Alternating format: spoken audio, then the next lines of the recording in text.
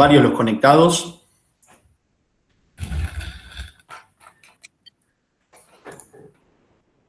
Bueno, la clase pasada dimos la unidad 2, que era poder constituyente, principio de supremacía constitucional, reforma constitucional, y también dimos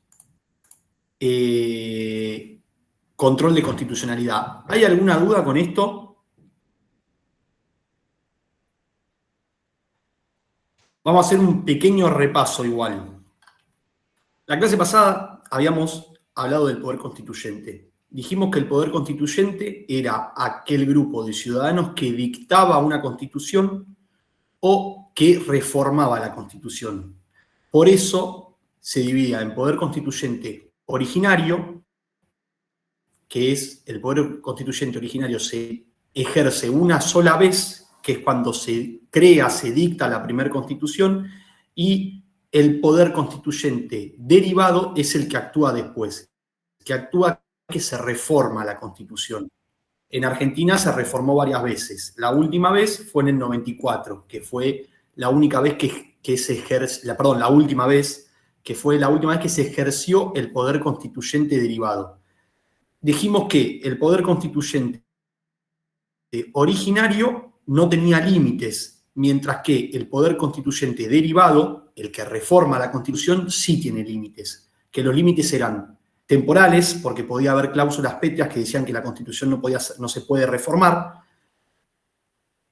de contenido, que en Argentina no hay límites de contenido, hay una autoridad que tiene que el artículo 1 y 2 no se pueden reformar, pero la mayoría de los constitucionalistas en el país dicen que la Constitución se puede reformar en todas las partes, también lo dice la Constitución. Y por último, teníamos límites formales, que era el procedimiento de reforma, que esos límites hay que cumplirlos. Habíamos dicho también que el poder constituyente crea a los poderes constituidos. Los poderes constituidos son los poderes que crea la Constitución, que en nuestro país, ¿cuáles son? Poder legislativo, el Congreso de la Nación; poder ejecutivo, el presidente de la Nación; y poder judicial. También dijimos que el poder constituyente puede ser de primer grado, que es a nivel nacional, de segundo grado, que es a nivel provincial, y de tercer grado, que es a nivel municipal. Después empezamos a hablar de la supremacía constitucional. No, antes, perdón, hablamos de la reforma de la Constitución. Dijimos que nuestra Constitución era rígida, no flexible. ¿Por qué? Porque tiene un mecanismo distinto al de sanción o al de modificación, mejor dicho, reforma de una ley normal, de una ley común. Es un procedimiento más complejo. ¿Cómo era el procedimiento? El procedimiento está legislado en el artículo 30 de la Constitución Nacional, que dice que la Constitución Nacional, ahí estoy buscando la Constitución, no recuerdo bien de memoria el artículo, pero dice que se puede reformar en toda o en cualquiera de sus partes.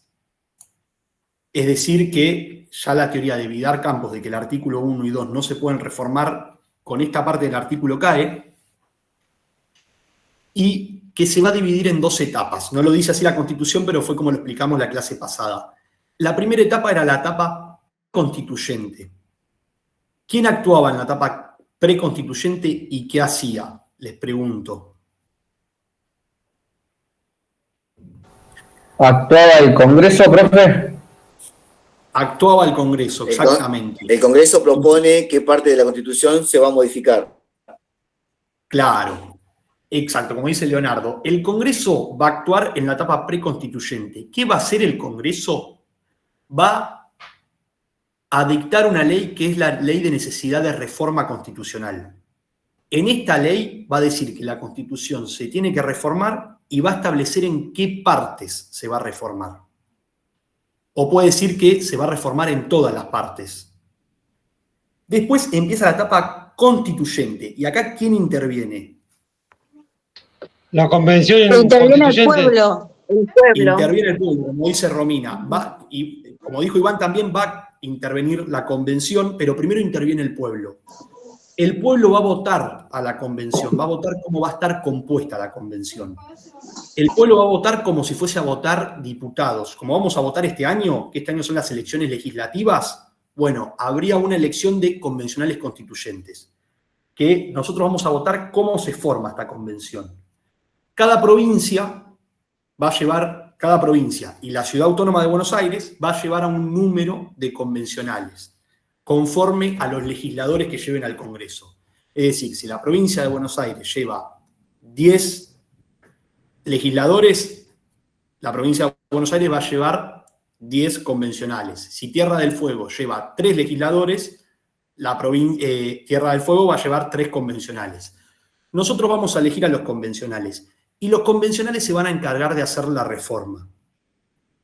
¿Qué límites tienen los convencionales para actuar? ¿Los límites no los fija el Congreso, profe? Exacto, como decís vos, Romina, los límites los fija el Congreso. Los convencionales constituyentes van a poder reformar la parte que diga el Congreso en la ley de necesidad de reforma. Ese es su límite. O sea, si el Congreso dice que se puede reformar del artículo 1 al artículo 60, la Convención solamente puede reformar del artículo 1 al artículo 60. Si reforma el artículo 61, esa reforma no es válida.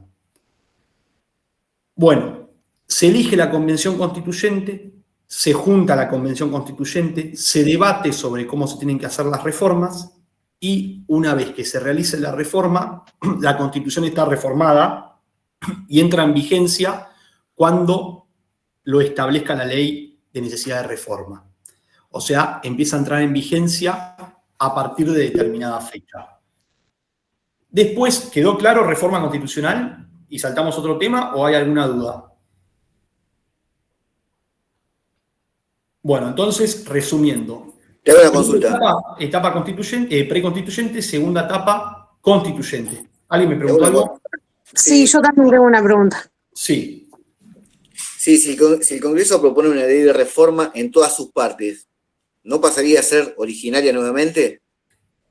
No, porque se está, por ejemplo, respetando el límite de procedimiento de reforma. ¿Se entiende? Por más que, supongamos, el Congreso dicte una ley de necesidad de reforma que no establece en qué artículo se puede reformar, entonces se entiende que se puede reformar en cualquier y en todas las partes de la Constitución, y se cambia todo el sistema, pasamos de una república a un sistema monárquico, supongamos, vamos a los sistemas opuestos, de un sistema federal a un sistema unitario, igualmente estaría actuando el poder constituyente derivado. ¿Por qué?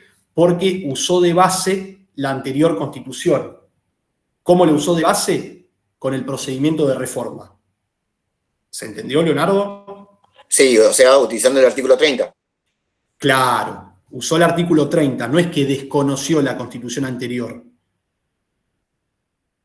Yamila, ¿vos tenías una pregunta también? Sí, en la etapa preconstituyente, ¿quién va a actuar para poder dar la reforma en la Constitución? En la etapa preconstituyente va a Sí. actuar el Congreso de la Nación. El Congreso de la Nación, listo, eso me había quedado colgado. El Congreso de la Nación va a dictar una ley, que la ley va a decir qué parte se puede reformar de la Constitución y va a llamar a que se constituya la convención, a que se forme la convención para que haga la reforma. Perfecto. Es una ley de necesidad de reforma, pero se le llama así. En realidad no es una ley como las leyes que conocemos nosotros. ¿Por qué? Porque tiene características particulares. Tiene que ser aprobada por mayorías especiales, los 2/3 partes de los miembros totales de cada Cámara, eso es una característica que lo diferencia de una ley normal, y a su vez el Poder Ejecutivo no tiene un poder sobre el proyecto de ley. ¿Qué poder no tiene? ¿Qué no puede hacer el Poder Ejecutivo? ¿No era totales presentes? ¿La otra tercera parte de totales presentes? No, es totales, la totalidad de los miembros, no de los presentes. Está bien. Ahora les cuento lo de la discusión, porque hubo una discusión muy importante con eso. ¿Qué no El puede Poder hacer el Poder Ejecutivo? Ejecutivo no puede vetarlo. no puede vetar la ley. Eso es lo que diferencia la ley de necesidad de reforma de las leyes de las otras leyes, las leyes comunes. No sé, vayamos a una ley. Ahora estaba lo de la ley de ficha limpia. Tiene otros requisitos en cuanto a la votación ficha limpia y el presidente la puede vetar. No se terminó aprobando. La ley del aborto, en su momento Alberto Fernández la podría haber vetado. ¿Se entiende? Esta ley no la puede vetar el Poder Ejecutivo. Después, sobre los miembros, que preguntaba Leonardo, una discusión muy importante. En 1949 se reforma la Constitución y gobernaba el peronismo. Gobernaba Perón. Entonces, una discusión muy importante entre radicales y peronistas, porque la reforma se logró con la sanción de la ley, y la ley la votaron las 2/3 partes de los miembros presentes de cada Cámara, y no totales. Si se tomaban en cuenta los totales, no se llegaba al número para sancionar la ley. Si se tomaban en cuenta los presentes, sí se llegaba al número para sancionar la ley. Entonces, el peronismo, obviamente, que quería la reforma, dijo que la Constitución tenía que interpretarse como que eran los presentes. El radicalismo decía que no, que debían ser los totales. ¿Por qué? Porque no le convenía la reforma constitucional al radicalismo y al peronismo sí. ¿Cuáles eran los argumentos? La Constitución no la aclaraba por parte del peronismo, y por parte del radicalismo el argumento era que si la Constitución no lo aclara, pero al estar en una Constitución rígida, y esto es un procedimiento muy importante, tiene que presentes.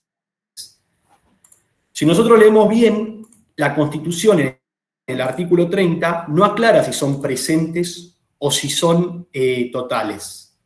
Dice, la necesidad de reforma debe ser declarada por el Congreso con el voto de las 2/3 partes, al menos de sus miembros. Esta discusión finaliza en 1994. ¿Por qué finaliza en 1994? Porque se agregaron los tratados internacionales con jerarquía constitucional. Y el país puede aprobar un tratado con jerarquía constitucional. Perdón, el país puede aprobar un tratado internacional y después darle jerarquía constitucional. Si el país aprueba un tratado y después de un tiempo se le da jerarquía constitucional, de alguna manera se estaría reformando la Constitución, porque estamos poniendo una ley en pie de igualdad de la Constitución, que es la norma fundamental, la norma más importante del país. Y la Constitución, en el artículo 75, inciso 24, si no me equivoco, dice que para darle jerarquía constitucional a un tratado internacional se requiere las 2/3 partes de los miembros totales de cada Cámara. La pregunta que seguramente ustedes se estarán haciendo es, pero el artículo 30 no lo dice. El artículo 30 no lo dice porque con la reforma del 94, la ley de necesidad de reforma decía que no se podía modificar del artículo 1 al artículo 35. Por eso quedaron esos artículos tal cual los creó Alberdi en 1860. Pero ahora, si leemos el artículo 30 y leemos en conjunto el artículo 75, inciso 24, se entiende que el número para aprobar esta ley de necesidad de reforma es de las 2/3 partes de los miembros totales y no de los presentes. ¿Se entendió, Leonardo? Sí, perfecto. Bueno, ¿alguna duda respecto? ¿Queda alguna otra duda? ¿O saltamos al tema de supremacía y control? Yo lo único que quería saber es si un presidente puede vetar una ley en cualquier momento, digamos. Una Sí, ley, por ejemplo, tiene un plazo para vetarla. por eso digo, una ley que se haya generado que se haya aprobado en otro gobierno. Y en este gobierno ¿la puede vetar? No. Lo que puede vetar en realidad un presidente es un proyecto de ley. El proyecto tiene origen en el Congreso. Vamos a explicarlo, esto se va a dar más adelante, pero vamos a explicar de manera sencilla, sin ningún tipo de interrupción ni de vuelta. La ley, el proyecto de ley arranca en cualquiera de las cámaras, dependiendo de la materia, salvo que hay materias exclusivas, como por ejemplo materia de impuestos que siempre tiene que arrancar por diputados. supongamos que es sobre cualquier otro tema, arranca en cualquiera de las cámaras, puede arrancar en diputados o en senadores. Arranca por senadores, se aprueba el proyecto, pasa a diputados, se aprueba el proyecto está para promulgarse. ¿Qué puede hacer el presidente? Puede promulgarla, puede vetarla o puede no hacer nada. Para hacer estas tres cosas, el presidente tiene 10 días. Si la promulga, entra en vigencia. Si la veta, el proyecto cae y el Congreso puede insistir. Y si no hace nada, se promulga automáticamente 10 días después. Por eso el presidente tiene un plazo de 10 días para vetar la ley. ¿Qué pasa?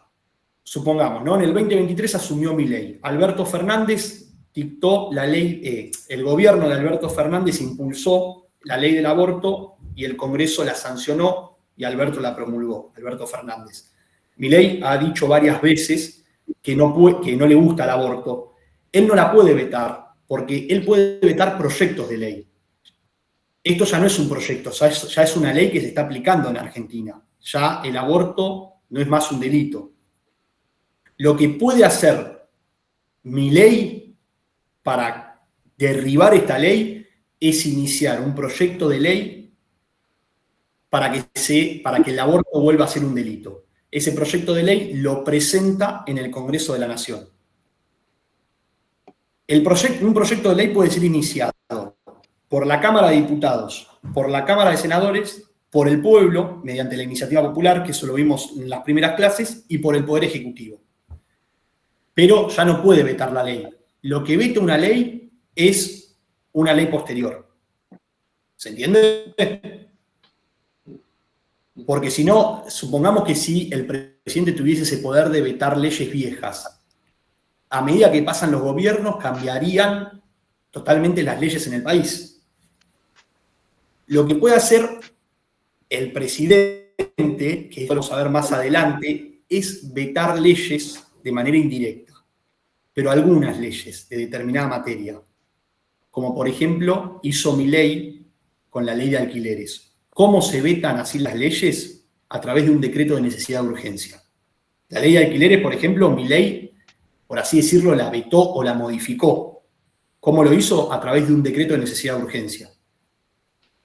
Pero, por ejemplo, la ley del aborto no puede hacer esto porque es materia penal. Y el DNU está prohibido en materia penal. ¿Quedó claro, Iván? Sí, sí, gracias.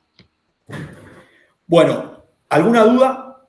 ¿O saltamos para control y supremacía? Profe, disculpe. Sí. Se tenía que leer el artículo 30. ¿Con qué artículo dijo? Si no me equivoco, es el artículo 75, inciso 24. Para que lo voy a buscar, porque puede ser que le esté pifiando a el inciso.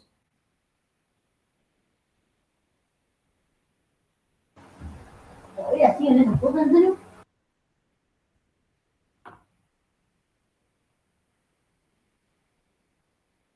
Sí, es el artículo 75, inciso 24.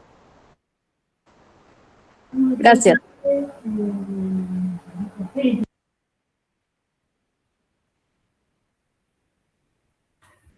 Bueno.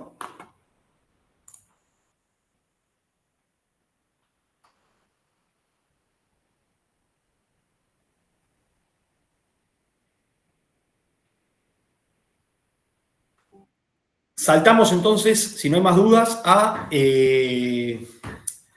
control y supremacía. Supremacía, dijimos, la supremacía constitucional consiste en que la Constitución es la norma suprema de un Estado.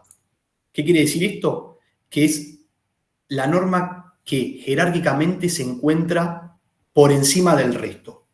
Y por ese motivo, todas las normas son inferiores a la Constitución y no deben contradecirla. Pero muchas veces ocurre que se dicta una norma que contradice la Constitución. Cuando pasa esto, se ejerce el control de constitucionalidad. Dijimos que hay distintos tipos de control constitucional. Está el control de constitucionalidad político, que lo ejercen los poderes políticos, que vendría a ser el Poder Ejecutivo y el Poder Legislativo, o el control de constitucionalidad judicial, que lo ejerce el Poder Judicial, que es un poder no político, es un poder independiente. Dentro del control de constitucionalidad judicial está el control difuso y el control concentrado. El control judicial difuso consiste en que un solo juez o un solo tribunal pueden dictar la inconstitucionalidad de una norma. El control judicial difuso consiste en que cualquier juez, no importa la jerarquía del juez, si es de primera instancia, de segunda cámara, de corte, puede dictar la inconstitucionalidad. O sea, concentrado, se concentra ese poder de dictar la inconstitucionalidad de la norma en un solo juez o en un solo tribunal. Ejemplo, España, que tiene un tribunal constitucional. Difuso, cualquier juez que tenga el cargo de juez puede dictar la inconstitucionalidad de la norma. Lo puede hacer un juez penal, un juez laboral, un juez civil, un juez de la Corte Suprema. Argentina tiene el control judicial difuso. Lo toma de Estados Unidos. ¿Cómo se crea en Estados Unidos? A través de un fallo. ¿Cuál era el fallo? El fallo Marbury contra Madison, que se los conté la clase pasada, de los jueces, que se llamaban los jueces de medianoche. ¿Qué efectos va a tener el control de constitucionalidad? En principio, se puede dictar el control de constitucionalidad a pedido de parte, es decir, porque una de las partes del conflicto lo pide y no lo dicta el juez de oficio. De oficio es que si ninguna de las partes lo pidió, el juez lo dicta igual porque ve que hay una inconstitucionalidad. ¿Por qué? Porque si el juez estuviese dictando la inconstitucionalidad de una norma de oficio, se tomaría como que el juez estaría legislando, y el juez no puede legislar. El poder que se encarga de legislar en Argentina es el Congreso.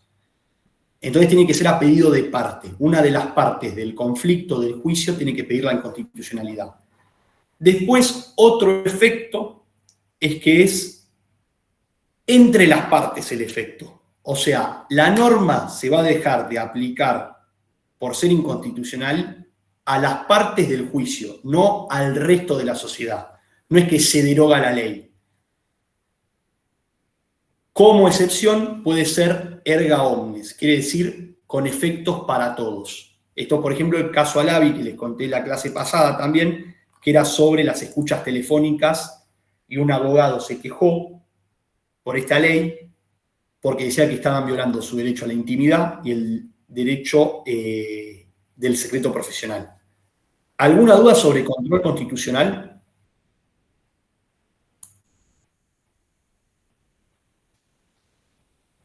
¿Ninguna duda? Si no hay dudas, arrancamos con el tema de hoy, que es la unidad 3, que son derechos políticos, que es una bolilla, una unidad más sencilla. Bueno, como no hay dudas, arrancamos. En la unidad 3, primero vamos a empezar a hablar de derechos. Vamos a definir lo que es un derecho en general. ¿Cómo podemos definir un derecho? Es una facultad o una prerrogativa que tiene una persona de exigir determinada conducta a otra. La conducta puede consistir en una acción o en una omisión. Vamos a pasarlo a un lenguaje más tranquilo. ¿En qué consiste un derecho?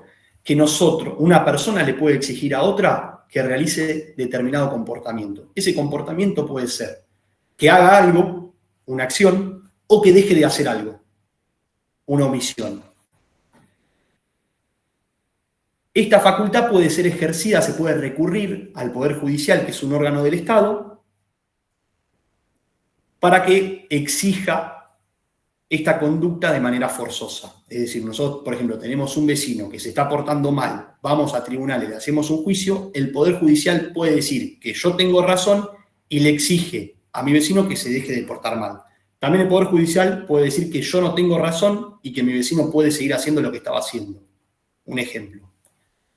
Entonces, sabiendo lo que es un derecho, vamos a hablar de tres tipos de derecho, una clasificación. Vamos a hablar de, en primer lugar, los derechos políticos, que es la unidad. ¿Definición de derecho? ¿Cómo, Romina? ¿Y puede volver a repetir la definición de derecho?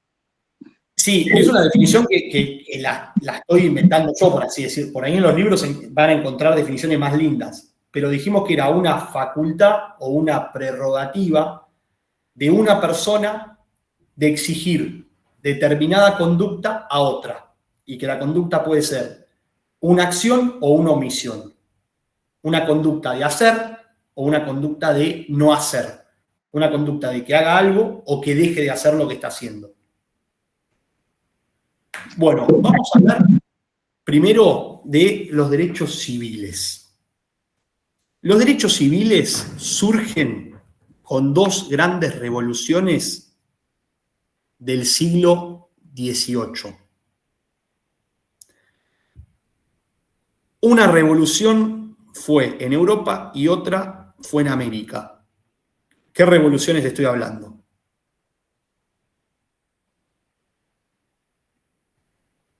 Hay una que la dieron en el colegio sí o sí. ¿Cómo, Lorena? La francesa. Sí, la primera revolución, en realidad la segunda cronológicamente es la Revolución Francesa de 1789, y la que pasa en América es la Revolución Norteamericana, o mejor dicho, la Declaración de Independencia de Estados Unidos, que ambas revoluciones iban en contra de un sistema monárquico absolutista. Por un lado, las colonias de Estados Unidos, que eran 13, se veían atadas por el poder del rey de Inglaterra. Esto fue en 1776, la Declaración de Independencia de Estados Unidos, y por el otro lado, la Revolución Francesa, que el pueblo se veía perjudicado por el poder absoluto que tenía el rey, que era Luis XVI. Entonces aparecen los derechos civiles. La Constitución de Estados Unidos, la primera Constitución de 1787, 13 años después de la Declaración de Independencia, va a tener mucha impronta de derechos civiles. ¿En qué consisten los derechos civiles? Consisten en promover y facilitar las relaciones entre los individuos, para que a nivel social haya mayor libertad. Es, por ejemplo, promover y facilitar que nosotros nos podamos asociar para crear una empresa. O facilitar que nosotros podamos expresarnos libremente. O que nos podamos reunir.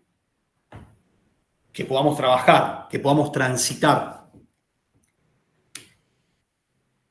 Con estos derechos se crea lo que se llama la igualdad ante la ley.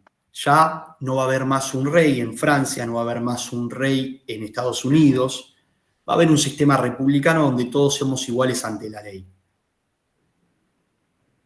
No, nadie va a tener un privilegio. Pero ¿qué pasa? En el plano real, después de un tiempo, se comprobó que no había una igualdad real, una igualdad en el plano fáctico, porque había un grupo que abusaba de otro grupo. ¿Qué se les ocurre a ustedes? ¿Cuál era el grupo más poderoso que abusaba a otro y que no lo dejaba ser libre, por así decirlo?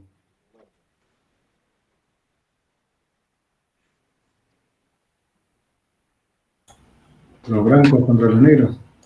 No, eso es ya más en Estados Los Unidos. burgueses, profe. ¿Cómo? ¿La burguesía? Y tiene que ver con eso, pero sí es la burguesía. Es el industrial, el empleador. El empleador se abusaba de los empleados. Entonces surge un nuevo derecho, que son los llamados derechos sociales.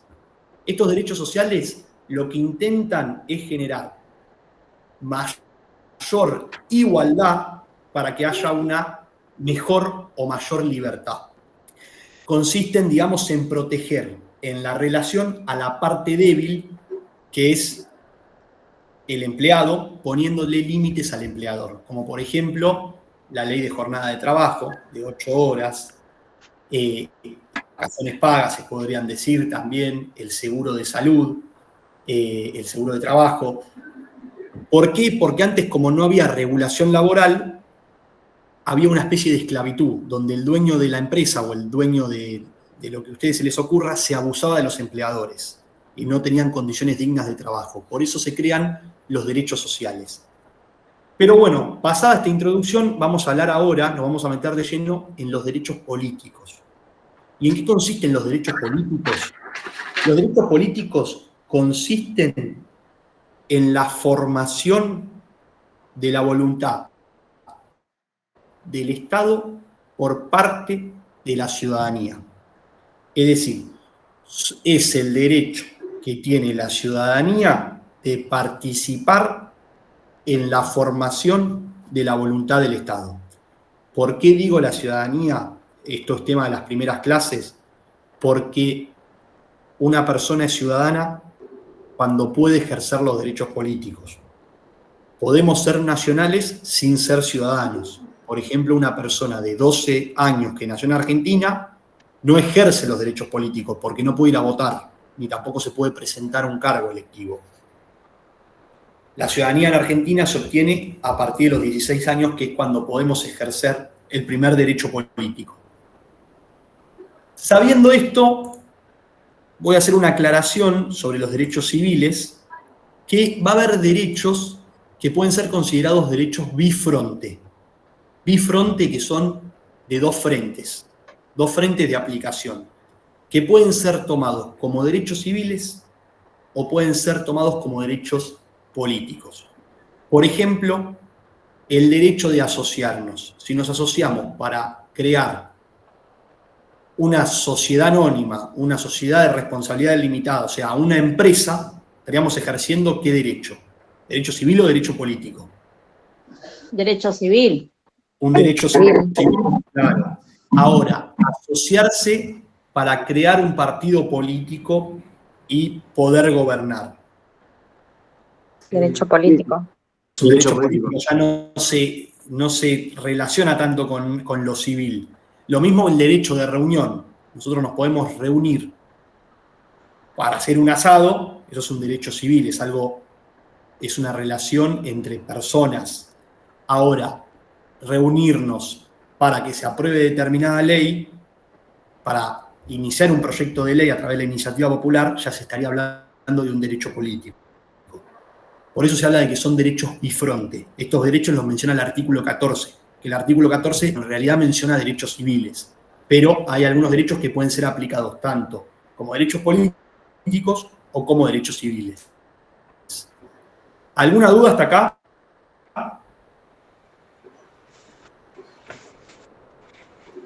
Bueno, si no hay dudas, vamos a pasar a el primer derecho político que se ejerce. ¿Cuál es? ¿El de votar? El derecho a voto. El voto, exactamente. Vamos a hablar del sufragio. ¿Cómo era la Argentina antes? La Argentina antes era lo que se llamaba una república elitista. ¿Por qué? Porque el voto no es como lo conocemos hoy. Había mucho fraude. Todos, las mujeres no votaban, solamente votaban los hombres, y el voto estaba de cierta manera condicionado, o los votos por ahí se podía condicionar a los votantes. ¿Cómo? El típico ejemplo era, supongamos, un empleador que tiene una empresa, le gusta el político A los empleados les gusta el político B. Cuando van a votar, el empleador les tomaba las libretas cívicas de voto y les decía, voten al candidato A. Si no votaban al candidato A y votaban al candidato B, que era el que les gustaba realmente al trabajador, los despedía de la empresa. ¿Cómo sabía esto el empleador? Porque el voto no era secreto. Entonces, en 1912 se dicta una ley para que Argentina vaya terminando con esta república elitista. ¿Cuál es la ley? Tiene un nombre que lo deben conocer por el Congreso, por el colegio. En 1900, Luis Sáenz Peña. la ley Sáenz Peña. Perdón. Sí, muy bien, Lorena. Como dice Lorena, la ley Sáenz Peña. La ley Sáenz Peña va a determinar 4 requisitos que va a tener el sufragio en Argentina. ¿Cuáles son? Yo ya dije uno recién. ¿Cómo tiene que ser el voto? Secreto. Secreto. Sí. Obligatorio. Obligatorio. Masculino. No, masculino no. Antes era Perdón. masculino. Ahora Pero había, ¿no? Voto masculino. todos. ¿Cómo se llama Pero eso? en la ley Sáenz Peña al principio fue masculino. ¿Puede ser? Sí, era masculino, pero decía otra cosa. O sea, decía algo que tenían que votar todos. Universal. Universal, ahí está. Y el último, o sea, tenemos secreto, obligatorio, universal. ¿Es mayor de edad? Único. No. Igualitario. ¿Vale lo mismo que el voto de Milei? Igual. ¿Cómo? Igual, ahí está, ahí lo dijeron. Igual. Entonces, las características del sufragio que determinó la ley Sáenz Peña es que el voto tiene que ser secreto, obligatorio, igual y universal. En ese momento que lo que se llamaba universal, en realidad el voto era masculino, como dijo Lorena, pero se refería a que cualquier persona que esté dentro de los requisitos de la ley, cualquier persona hombre, podía votar. No importaba la condición social, la religión ni demás. Solamente tenía que ser ciudadano masculino. O sea, mayor de edad masculino. El voto femenino arranca en la época de Sarmiento, que en San Juan, que estaba Cantoni como gobernador, que empiezan a votar las mujeres en San Juan a nivel municipal y a nivel provincial. Y este movimiento se empieza a expandir. ¿Qué pasa? Este movimiento se detiene. ¿Por qué? Porque en 1930, ¿qué pasa en Argentina? Por primera vez. Es un poco de historia. El golpe de Estado. Golpe de Estado. Golpe de Estado, claro. Es el primer golpe de Estado que sufre Argentina. Entonces, este movimiento que se estaba expandiendo, en ese momento gobernaba Irigoyen. Irigoyen fue un presidente muy adelantado para la época en materia laboral, en materia de igualdad. Estaba también incentivando el voto femenino. Ya las mujeres votaban en muchas municipalidades y provincias. Con la dictadura militar, todo este proceso cae. ¿Cuándo se retoma? Con el gobierno de Perón. En 1947, con el voto femenino de Evita. La ley Evita.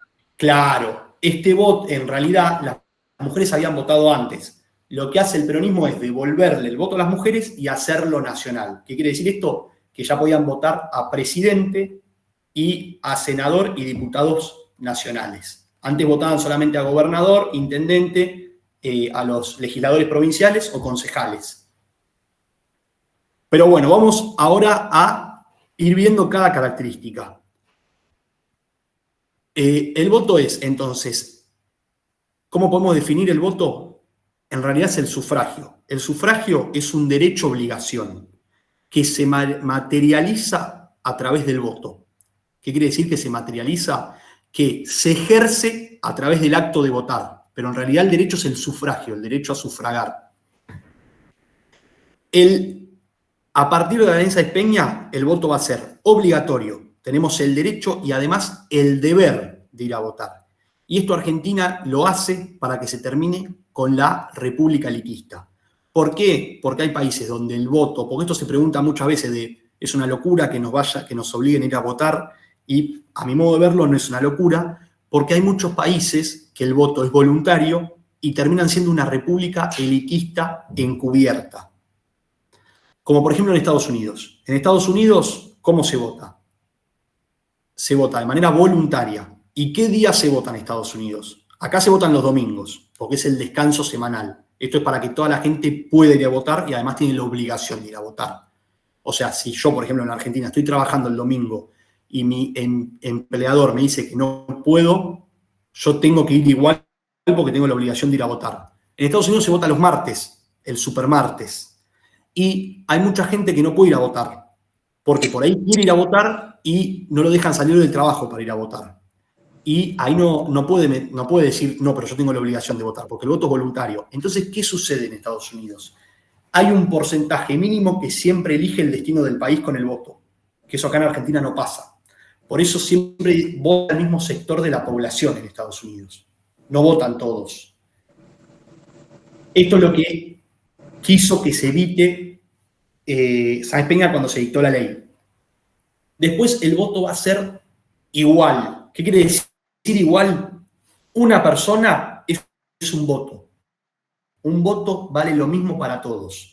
Esto parece medio raro, pero hay sistemas opuestos. Está el sistema del voto calificado, que es que el voto de los que en teoría saben más, porque tienen, no sé, más antecedentes académicos y demás, vale más puntos que el voto de aquel que no tiene antecedentes académicos o estudios o demás. Otro sistema es el voto censitario. ¿Qué quiere decir el voto censitario? Que el voto de los más ricos vale más que el de los más pobres. ¿Cómo se sabe cuándo una persona es rica y cuándo es pobre?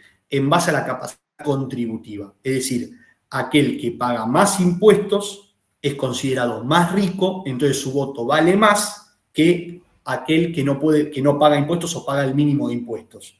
Es como si, por ejemplo, el voto de Galperín, que es la persona más rica de Argentina, el de Mercado Libre, valiese más que nuestro voto. Bueno, eso no pasa. ¿Por qué? Porque en Argentina el voto es igual. Después, universal. Universal quiere decir que todos vamos a poder votar siempre y cuando cumplamos con los requisitos que establece la ley. Es decir, seamos ciudadanos mayores de 16 años. No va a haber ningún tipo de discriminación por sexo, por género, por color o por religión. Si estamos comprendidos dentro de los requisitos que establece la ley, podemos votar. Y la última característica, no es secreto, universal, igual, secreto. ¿Cuál es el secreto? ¿Por qué secreto? Porque lo que sucede dentro del cuarto oscuro solamente lo sabe el votante. Entonces no hay forma de que otras personas se enteren a quién votó y que lo condicionen, o que lo amenacen con que él se va a quedar sin trabajo y demás. Yo, por ejemplo, puedo entrar y votar a Larreta y después decir que voté a Adorni. Pero lo que pasó en el cuarto oscuro solamente lo sé yo. ¿Alguna duda respecto del voto? ¿Del sufragio en realidad? Bueno, esto se constitucionalizó. Profe. ¿Qué quiere decir se constitucionalizó? Sí, María, ¿tenés alguna duda? ¿Me podrá repetir lo de calificado? El sistema El de... voto en Argentina es igual. Cada persona que vota vale un punto. O sea, el voto mío es igual al de Milei, el voto de Milei es igual al de Galperín, y el voto de Galperín es igual al tipo que más títulos universitarios y que más libros leyó de la Argentina.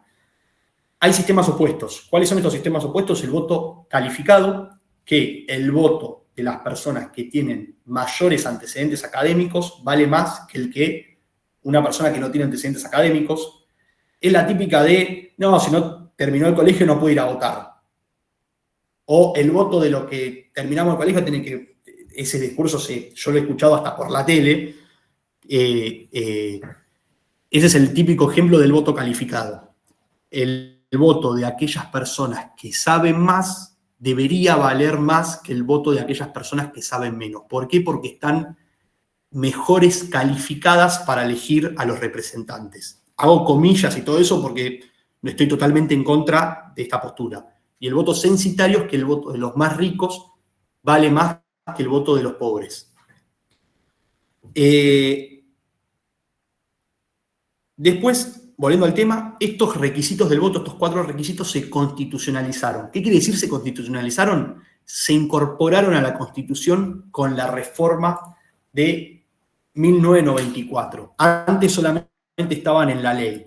O sea que ahora, si queremos cambiar el voto, tenemos que reformar la Constitución. Antes, para cambiar las características del voto, solamente se tenía que reformar una ley.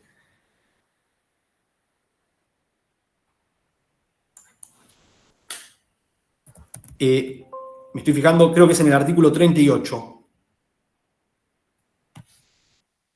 Perdón, artículo 37. El artículo 37 va a decir, esta Constitución garantiza el pleno ejercicio de los derechos políticos con arreglo al principio de la soberanía popular y de las leyes que se dicten en consecuencia.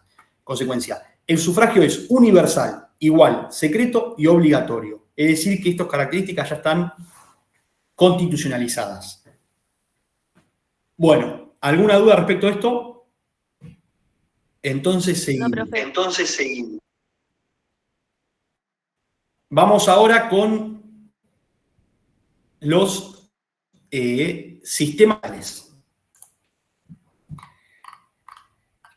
¿Qué son los sistemas electorales?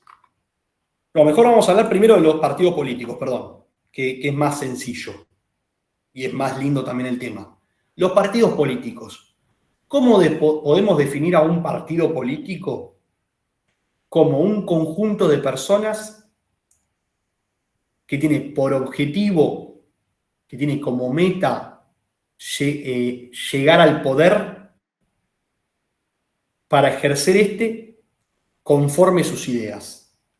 O sea, un partido político es un grupo de personas que lo que quiere hacer es llegar al poder para gobernar en base a lo que ellos piensan. Es un conjunto de personas que tiene por objeto llegar al poder para gobernar conforme sus ideas. Los partidos políticos van a tener controles. ¿Cuáles son estos controles? ¿Y qué controles podrían tener los partidos políticos?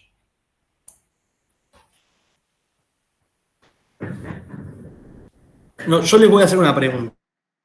Argentina tiene libertad de expresión, tiene libertad de pensamiento. Nosotros podemos expresar, queremos, podemos decir, no, este político a mí me parece un chorro, es un desastre, etcétera, etcétera, etcétera. Sobre todo a las personas públicas, obviamente, ¿no? Porque muchas veces eso está en el límite con los delitos contra el honor, que son las injurias y las calumnias.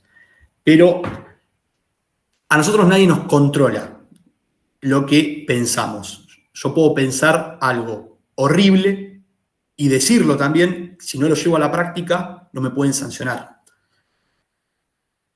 Entonces la pregunta que yo les hago a ustedes es, ¿hay algún control ideológico sobre los partidos políticos? ¿Se puede controlar la ideología de un partido político? ¿Qué piensan? Con el sistema republicano que tenemos. ¿Cómo?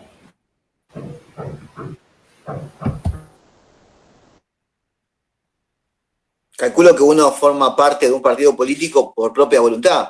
Sí. Que se siente identificado con las ideas del que comenzó este movimiento en particular.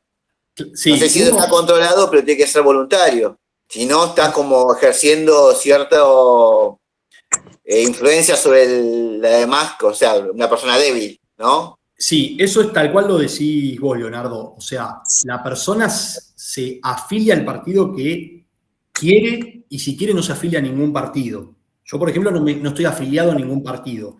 Y la persona cuando se afilia al partido es porque la ideología de ese partido lo representa. Ahora, ¿el Estado puede controlar la ideología de un partido político, de ese grupo de personas? La ideología no, pero por ahí la parte administrativa, o sea...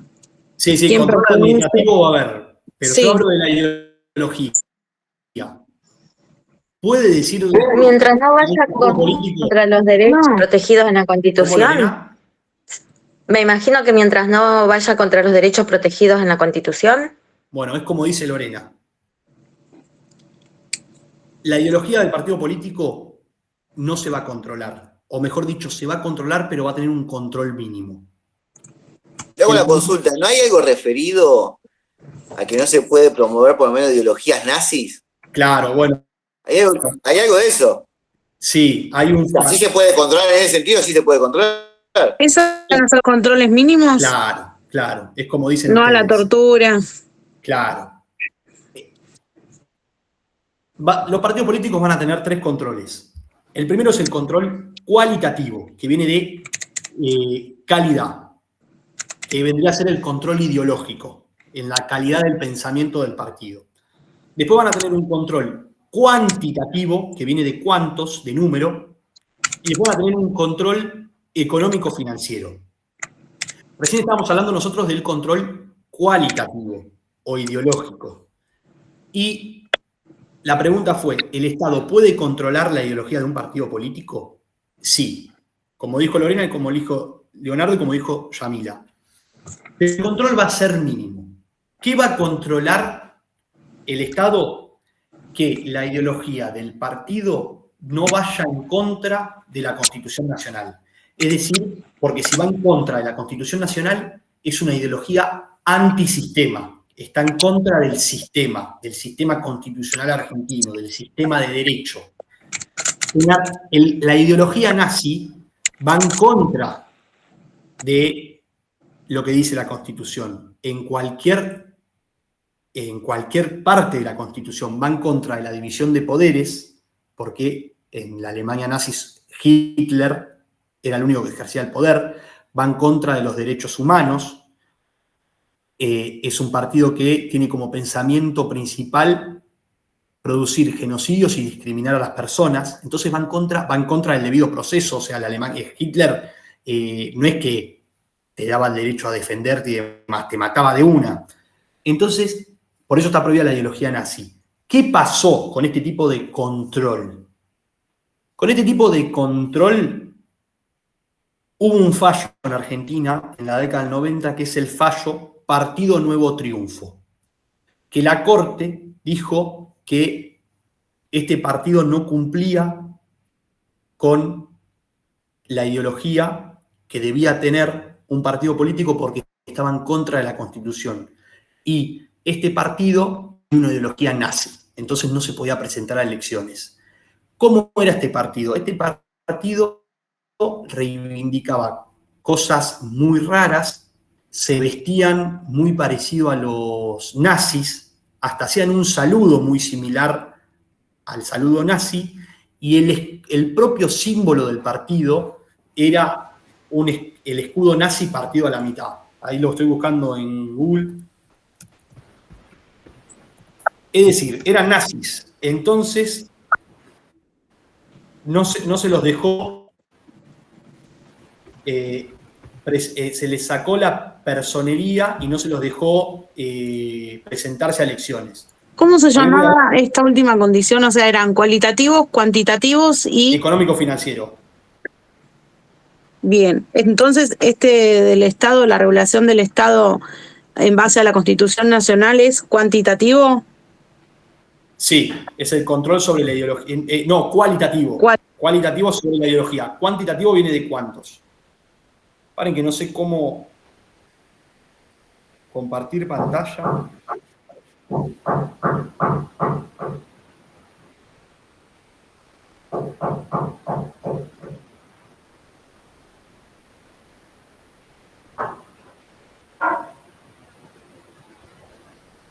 Bueno, ahora un recrédito y me pongo a averiguar bien, porque Google Meet no lo uso mucho, yo uso más Zoom. Pero bueno, si ven el partido, el símbolo del partido político, Partido Nuevo Triunfo, van a ver que es la esvástica partida a la mitad. O sea, es igual al símbolo nazi. Se vestían como los nazis y demás. Después tenemos el control cuantitativo, que viene de cuántos, que se va a ejercer un control sobre la cantidad de afiliados. Un partido político va a tener afiliados. Y este control se va a ejercer para saber la representación que tiene el partido político. Si tiene muchísimos afiliados, el partido político se va a presentar a nivel nacional, a nivel provincial y a nivel municipal. Si tiene pocos afiliados, se va a presentar a nivel provincial y a nivel municipal. Y si tiene muy poquitos afiliados, solamente se va a presentar a nivel municipal. Estos, por ejemplo, los partidos en Neuquén, que tienen partidos muy fuertes, que llevan legisladores al Congreso, pero no tienen poder de representación a nivel nacional porque le faltan afiliados. Y por último, el control económico-financiero. ¿En qué consiste el control económico-financiero? En el cuantitativo, ¿hay un mínimo de afiliados? ¿Está regularizado eso, el número? Sí, no sé cuántos son, pero está regularizado por ley. Ah, listo. Sí, o sea, la ley te dice cuántos afiliados necesita un partido para poder presentarte a unas elecciones municipales, a unas elecciones provinciales o a unas elecciones nacionales. Listo, gracias. No sé el número, pero sí, sí. Y después tenemos el control económico financiero, que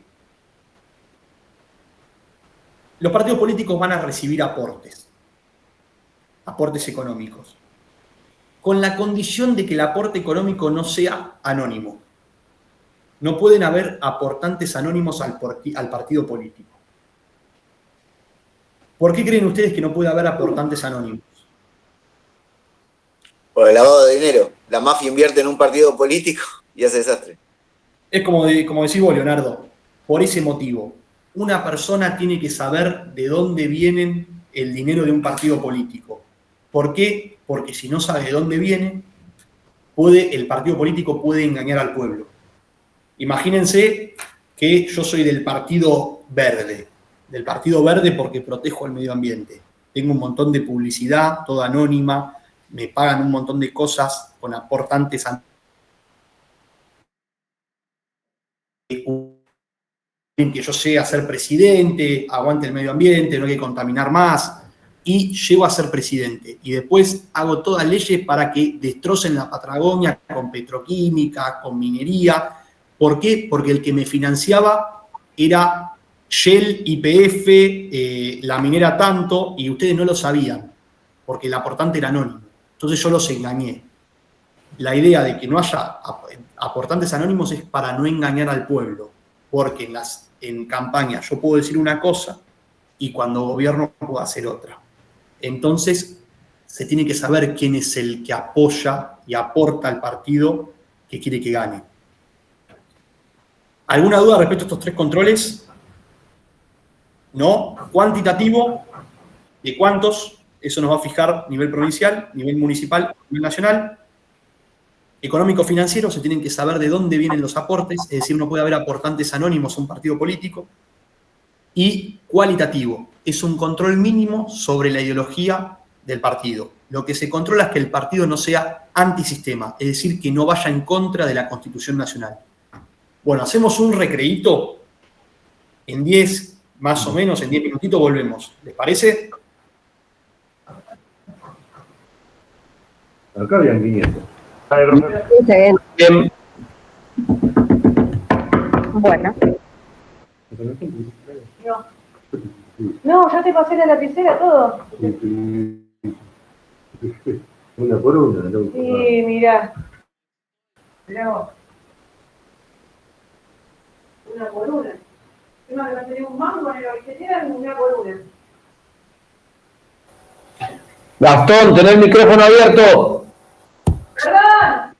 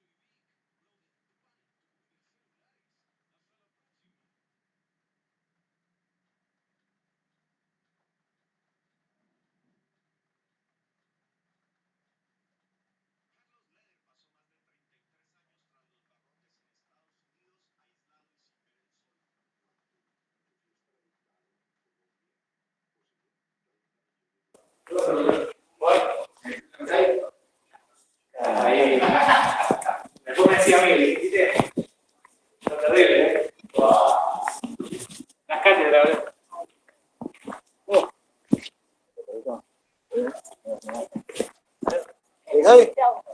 Es un viejo, boludo.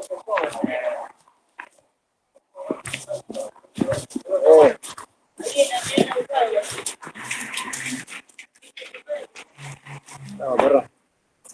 La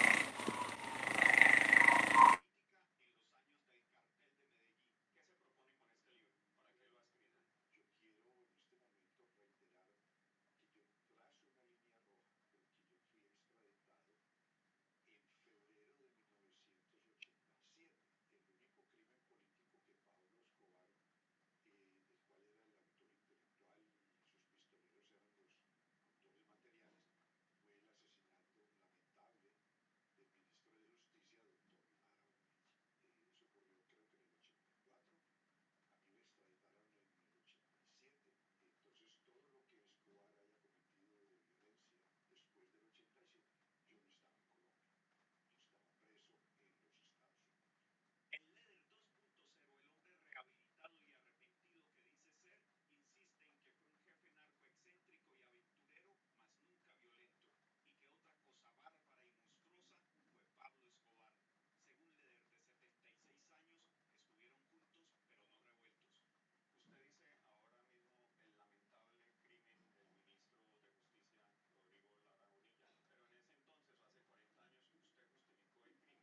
16 años, Leder dejó los estudios y se fue para Nueva York,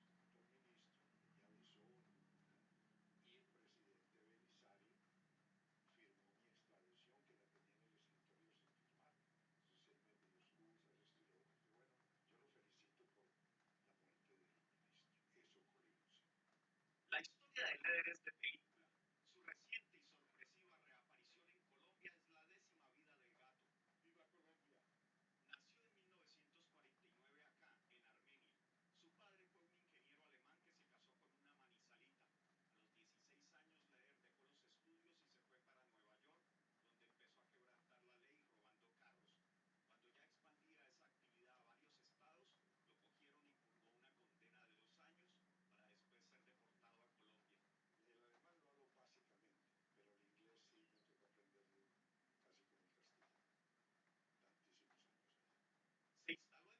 tal que compró una isla en las Bahamas, Norman Island, con hotel, cabañas y pista de aterrizaje. Desde ese paraíso despachó centenares de aviones y embarcaciones a reventar de coca propia y de sus compinches.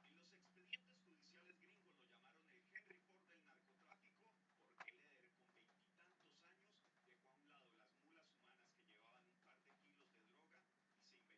Eventualmente el gobierno o los gobiernos van a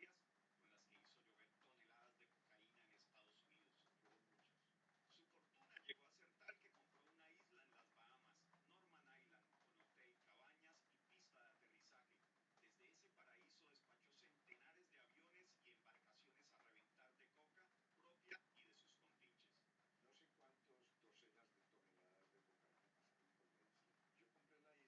Y así me ocurrió a mí, la isla la confiscó el gobierno de las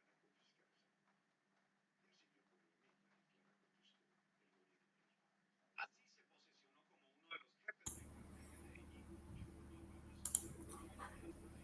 Buenas. Bueno, volvemos así, nos vamos un ratito antes y ya están liberados. Damos un poquito más, seguimos un poco y terminamos. ¿Les parece? Sí, perfecto. Bueno, ahí, miren, les voy a compartir la pantalla de cómo era el símbolo del Partido Nuevo Triunfo, ¿ven? Sí. Cómo se vestían. Le faltaba un pedacito nada más, o sea, un palito de... Sí, eran nazis. Sí, igual.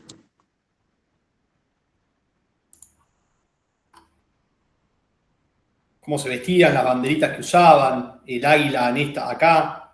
El bigote. Sí, todo. Pero bueno, eso fue un caso que se llama Partido Nuevo Triunfo. Bueno, vamos a seguir ahora con, si no hay dudas, con sistemas electorales, y después la clase que viene seguimos con un poquito más de partidos políticos y de derechos políticos y arrancamos con la unidad 4. Pero yo para terminar antes hoy. Sistemas electorales. Nosotros en Argentina tenemos cuerpos colegiados. ¿Qué quieren decir cuerpos colegiados? Quiere decir que son cuerpos que están compuestos por más de un miembro. ¿Qué cuerpos o qué poderes piensan que son electivos, es decir, que los elige el pueblo y están compuestos por más de una persona?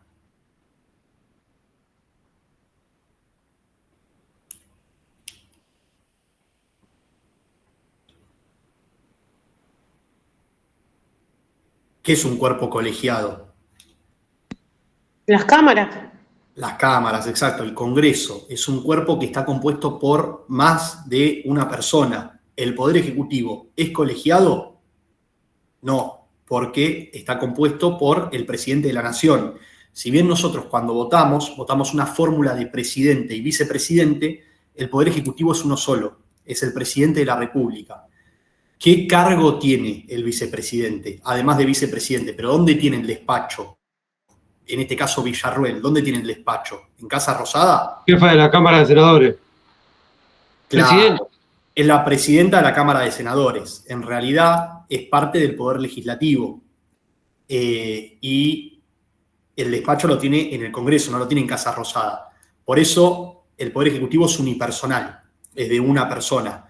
Por más que nosotros votemos una fórmula, que en realidad la fórmula la votamos por si hay algún inconveniente que alguien lo tiene que reemplazar al presidente.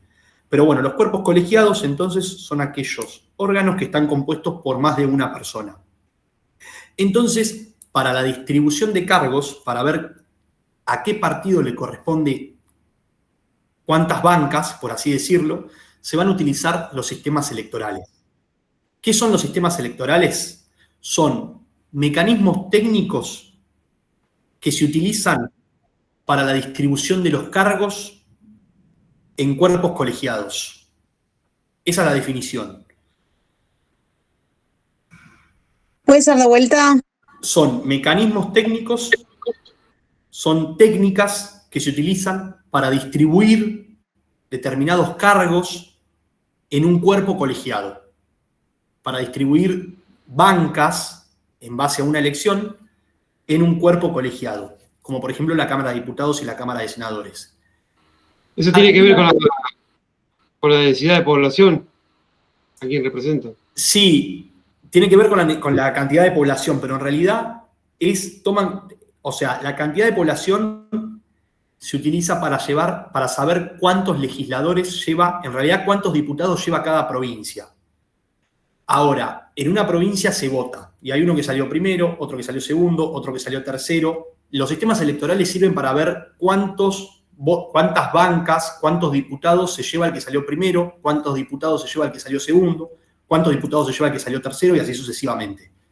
Por ejemplo, la provincia de Buenos Aires, voy a tirar cualquier número, lleva 50 diputados. El que salió primero, ¿cuántos bancos se lleva? El que salió segundo, ¿cuántos diputados mete? El que salió tercero, ¿cuántos diputados mete? El que salió cuarto, ¿mete algún diputado o no? Entonces, en Argentina se utilizaron muchos sistemas electorales y fueron cambiando a lo largo del tiempo. El Senado no es así, no es como diputados que es en base a la población. ¿Por qué? ¿Cuántos senadores hay por provincia? Es un número fijo. ¿3? Hay 3, claro. No pasa por la cantidad de población. Entonces, volviendo al tema, en Argentina se utilizaron muchos sistemas electorales. El primer sistema se llamó lista completa. ¿Cómo es lista completa? En una elección, el que ganaba por un solo voto se llevaba todos los cargos. O sea, supongamos, en una elección se presentaba el PRO, el peronismo, la Libertad Avanza, el radicalismo, la izquierda, y había 50 diputados. El que ganaba por un solo voto, el que salía primero, se llevaba los 50 diputados. Este sistema tenía poca representación, o sea, tenía nula representación de la minoría. ¿Cuál es la minoría? El que no gana. Entonces se ideó otro sistema, que fue el de lista completa, pero con división de circunscripciones. La provincia de Buenos Aires, la AP, el territorio de la provincia, empezó a estar dividido. A estar dividido, para no traer matemática, que yo nunca fui bueno en matemática, empezó a estar dividido en 10 circunscripciones. O sea, en 10 territorios. El sistema que se ejercía era el de lista completa, es decir, el que ganaba en un territorio, cada territorio llevaba 10 diputados. El que ganaba en un territorio se llevaba los 10 diputados, a pesar si ganaba por un solo voto. Pero a nivel general, hacía que sea más representativo el sistema. ¿Por qué? Porque en la circunscripción 1 ganó Libertad Avanza, en la circunscripción 2 ganó Libertad Avanza, en la circunscripción 3 ganó el peronismo, en la circunscripción 4 el PRO y en la circunscripción 5 Libertad Avanza. ¿Qué pasa? 30 se llevaba Libertad Avanza, 10 el peronismo y 10 el PRO. ¿Se entiende? A nivel general se hacía más representativo, pero igual el sistema seguía teniendo sus fallos. Entonces, hay muchos sistemas, yo se las estoy resumiendo muchísimo la historia. Entonces, después se ideó otro sistema. ¿Cómo es el sistema de ahora, que es el que se aplica actualmente para la Cámara de Diputados? Que es una fórmula matemática que no la voy a explicar porque si la explico no la van a entender y no la voy a explicar bien. ¿Por qué no la van a entender? Porque no sé cómo explicarla directamente. Siempre me llevé mal con los números, así que lo debería explicar un matemático, no un abogado esto. Pero, ¿qué sistema es? Lo tienen que conocer por el nombre, seguramente.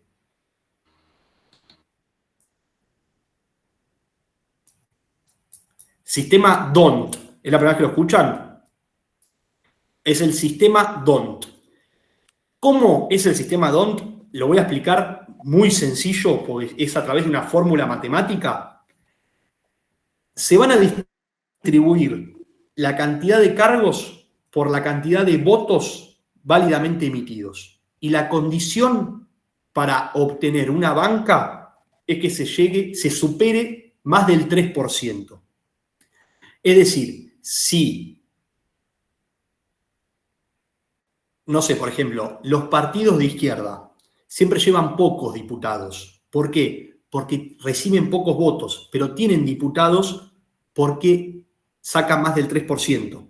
Si vos obtenés más del 3%, ya tenés una banca asegurada. En cambio, si sacás un 2%, no llevas a ningún diputado. Entonces, para explicarlo de una manera sencilla, el sistema D'Hondt se van a distribuir los cargos y la condición que se tiene que tener para poder meter a un diputado, para poder obtener una banca, es alcanzar más del 3%.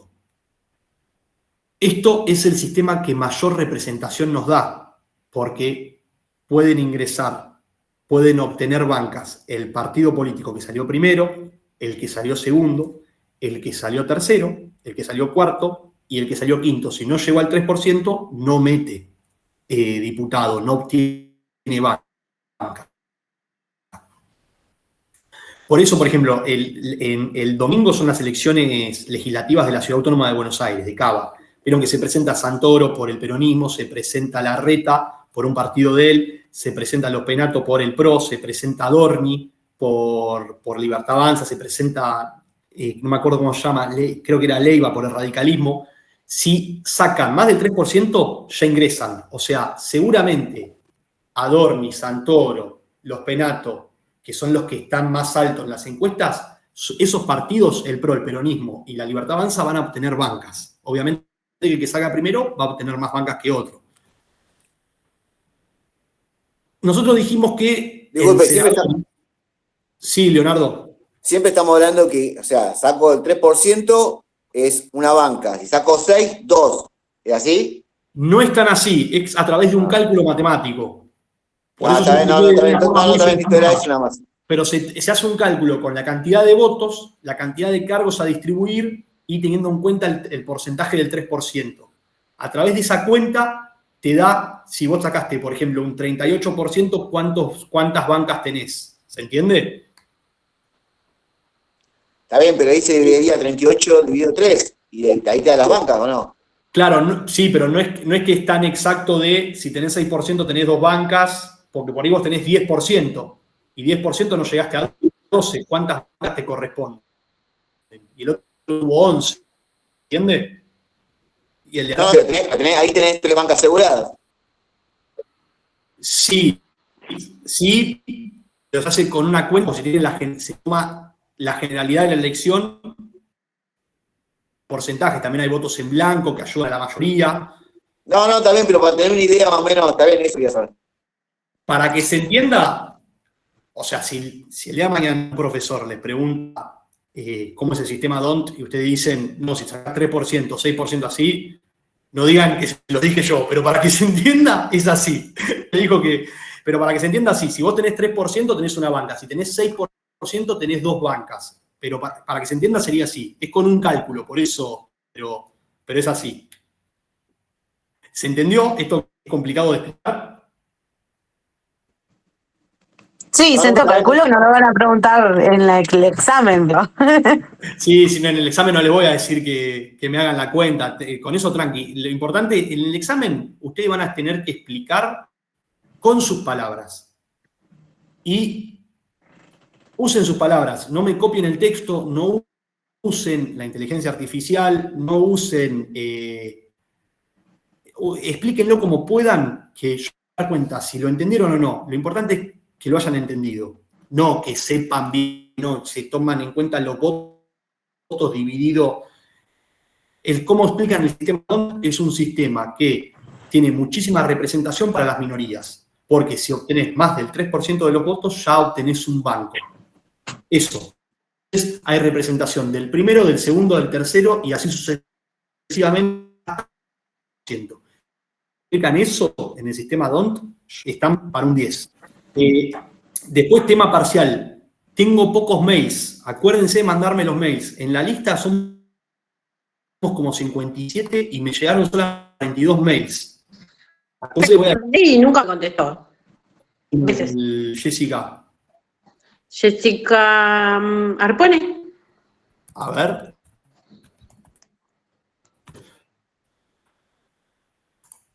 Aguardame un segundo, que me fijo, tengo la cadena acá de mails. Yo soy una de los que no lo mandé. Lo anoté como 3 veces, pero no lo encuentro. ¿Lo puede pasar de vuelta y hoy lo mando? Sí.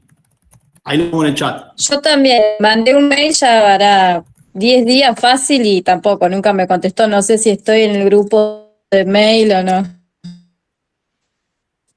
A ver, el de Jessy pone no lo tengo.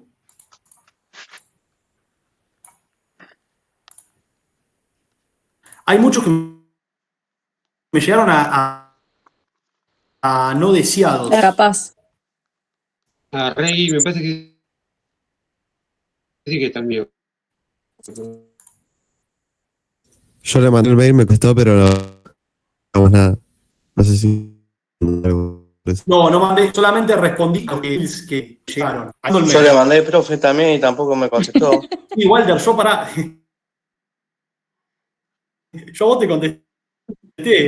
Me acuerdo, Walter Godoy, te da la cadena. ¿No te contesté? Creo que sí. Walter Godoy, 1982-26@gmail. Sí, el mismo. Ahora me voy a fijar, a lo mejor lo tengo en no deseados. Agarré. El mío es marta.l. Bueno, pará. Voy a anotar el de Marta que me mandó, que no lo tengo. Marta.l.infante33@gmail.com. Marta.l.infante33@gmail.com. Sí. Y después el de Jessica Arpone. ¿Cómo es? Ahí recién acabo de enviar uno, a ver si le llegó.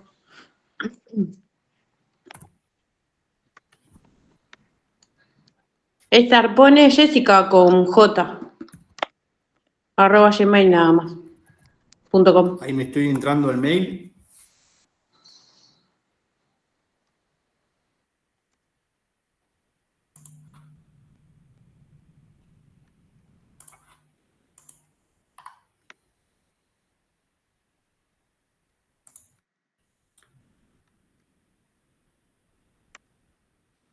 No, me llegó recién el de Mariano García Ayala. El tuyo no me llegó, Jessica.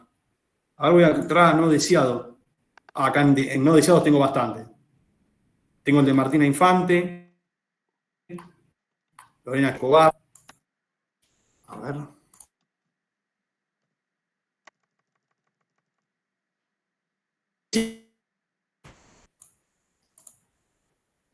Hola.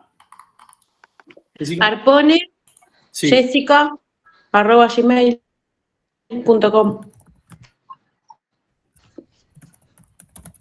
Perfecto. Bueno, ya te agregué. Bueno, ahí tengo como 8 en no deseados. 7 tengo en no deseados. Y recién me acaba de llegar el de Mariano García. Después se los contesto, pero los que no me mandaron mail, mándenme. Bueno, para cerrar la clase. Nosotros dijimos que en senadores tenían 3, entonces no se va a aplicar el sistema DONT. ¿Qué sistema se va a aplicar? El sistema de lista incompleta. Hablamos primero del sistema de lista completa, que era el que ganaba por un solo voto. Cargos. El sistema de lista incompleta no va a tener tanta representación como el sistema DONT. ¿Por qué? Porque el que gana se va a llevar las 2/3 partes de las bancas. El que sale segundo va a llevarse 1/3 de las bancas. El que sale tercero, el que sale cuarto, el que sale quinto y así, no se lleva nada. Entonces, es un sistema que tiene representación de la primer minoría. ¿Qué es la primer minoría? El que sale segundo. ¿Cómo explicamos esto? Para sacarle la parte matemática, son 3 cargos. El que sale primero se lleva las 2/3 partes, ¿qué quiere decir? Se lleva 2 cargos. El que sale segundo se lleva 1 cargo. En el 2017 nosotros elegimos a senadores, que estaba Cristina Kirchner y Esteban Bullrich. Ganó Esteban Bullrich. El PRO se llevó 2 bancas. Esteban Bullrich y el segundo no me acuerdo quién era, pero obtuvo 2 bancas. El kirchnerismo llevó una sola, que era la de Cristina Fernández. ¿Se entiende? El que gana, el que sale primero, se lleva 2 senadores. El que sale segundo, se lleva 1 senador. El que sale tercero, no se lleva nada. ¿Alguna duda respecto de esto?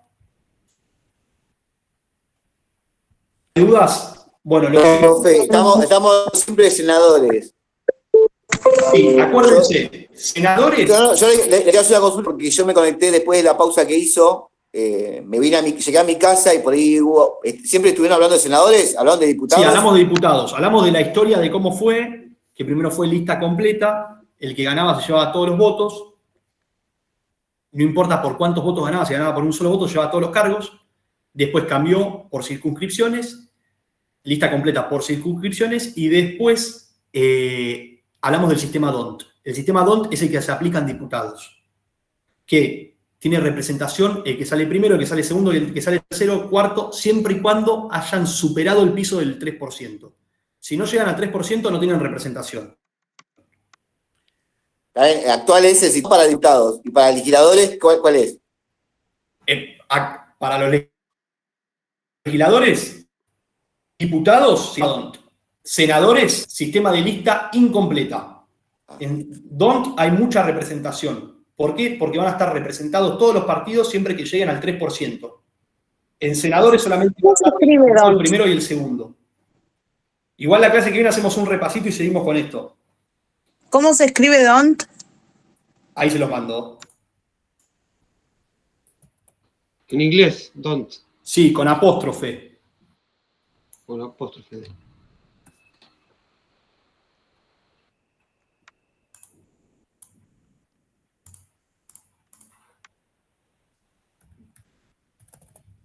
¿Ahí le llegó? Sí, ahí llegó.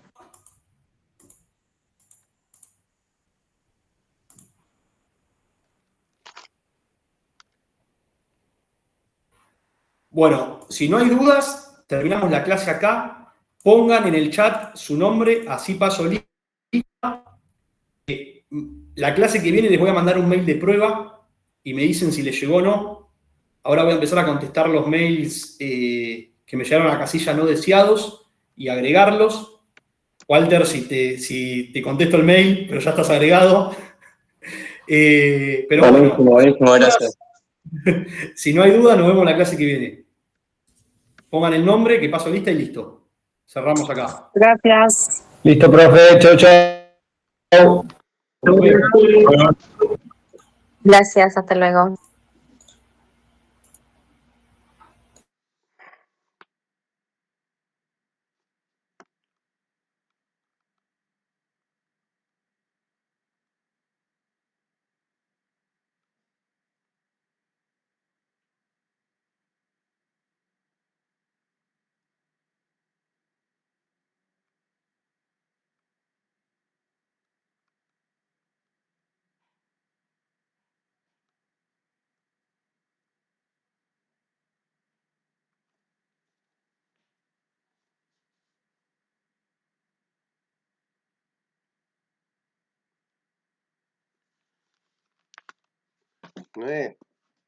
Un cachito.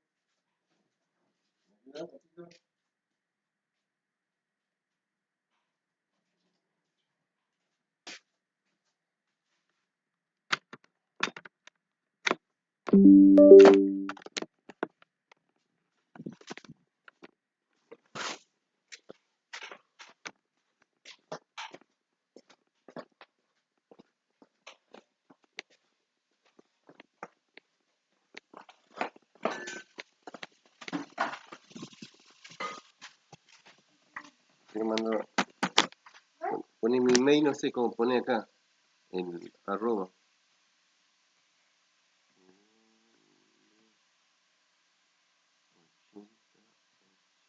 Y ahora agarró. Control, Ali, 2, trabajo. No es así, no sé, tuyo. Al 2, al 64. Tampoco. Fer, ¿Cómo se pone el arroba Fer? Fernando, Fer. vine a ayudarle a tu papá a poner el arroz. Dale, ayúdame. Quiero poner la arroba. Acá en esta compu. ¿Eh? ¿El arroba? Sí, acá. Sí, la pegué con al 64, arroba. Porque cada máquina tiene distinto.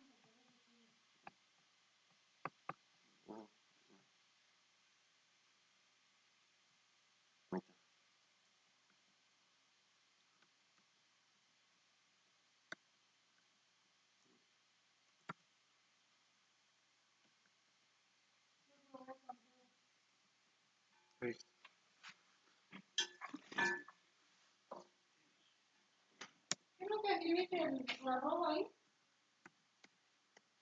¿Cuál era eso?